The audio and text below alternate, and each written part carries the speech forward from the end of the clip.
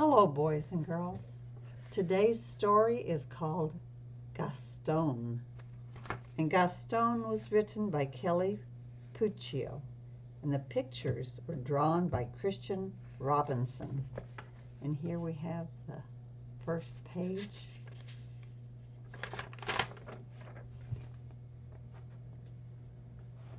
Mrs. Poodle admired her new puppies, Fifi, Foo-Foo, Ooh La La, and Gaston. Notice that Gaston looks a little bit different from his brothers and sisters, doesn't he?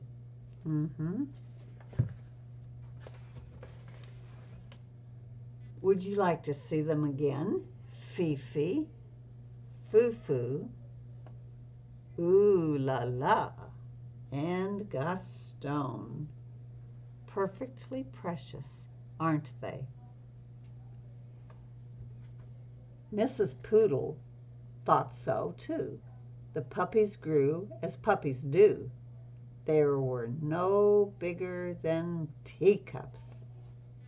The fourth, however, continued to grow and grow until he was the size of a teapot. So the little ones were no bigger than the size of a teacup, just the little cup. But Gaston was as big as a teapot. Mrs. Poodle took pride in teaching her puppies how to be proper pooches.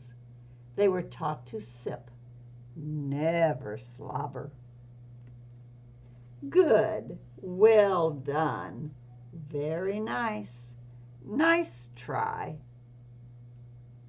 They were taught to yip and never to yap. And here's Gaston, ruff.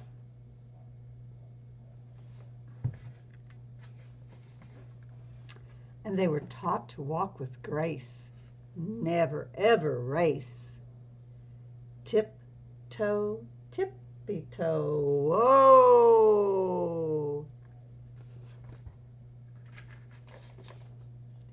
The puppies were also taught how to look pretty in pink, nibble their kibble, and ride in style.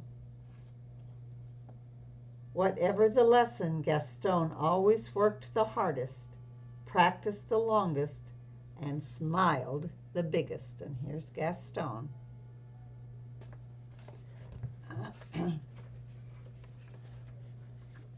Mrs. Poodle was very pleased with all her puppies.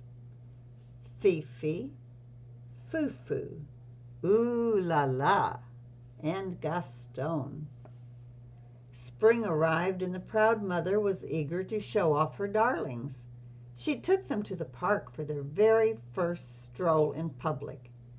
There was much to see: daffodils, ducklings, and dogs. Oh dear, who do we have here? Rocky, Ricky, Bruno, and Antoinette. Something kind of strange.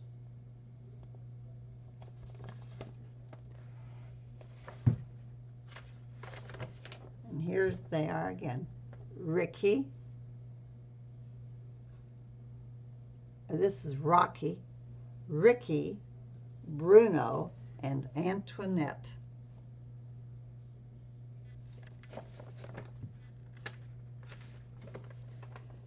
This was more than a little bit awkward. The mothers sized up the pups.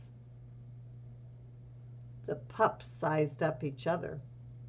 It seems there's been a terrible mistake, Mrs. Bulldog said, breaking the silence. Oui, Mrs. Poodle agreed. Whatever shall we do? Mrs. Bulldog could not come up with an answer. I guess we'll let them decide, she replied at last, and here they all are looking at each other.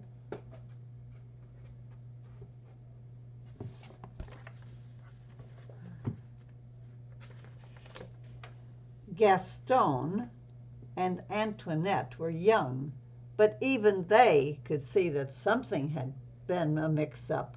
The two puppies began to circle around and around the group.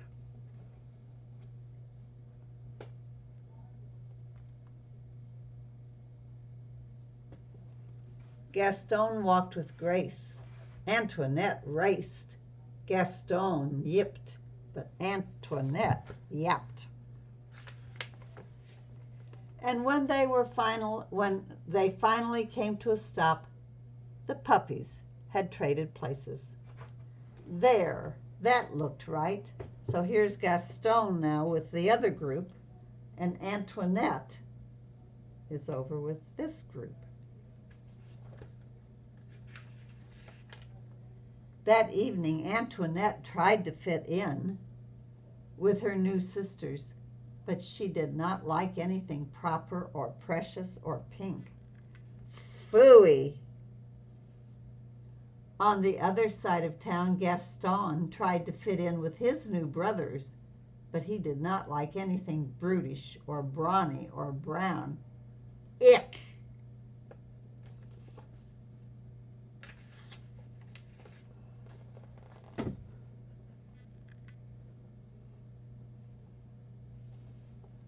Antoinette and Gaston weren't the only ones having trouble.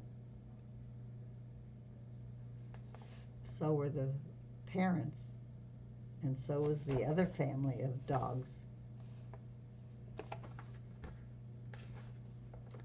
The next morning, Mrs. Poodle forgot all about being proper and raced back to the park. Mrs. Bulldog was already there waiting with her burly brood. "It seems we've made a terrible mistake," she nearly shouted. "Wee, wee," Mrs. Poodle agreed. This time, Gaston and Antoinette wasted no time in trading places, so they're back where they grew up with the right groups. There, that looked right, and it felt right too.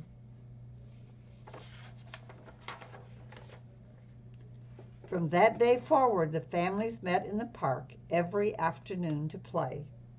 Rocky, Ricky, Bruno, and Antoinette. They taught the poodle puppies a thing or two about being tough. Likewise, Fifi, Foo-Foo, Ooh La La, and Gaston taught the bulldog puppies a thing or two about being tender, gentle. And many years later, when Gaston and Antoinette fell in love and had puppies of their own, they taught them to be whatever they wanted to be. And that's the story of Gaston. And I will see you in another book.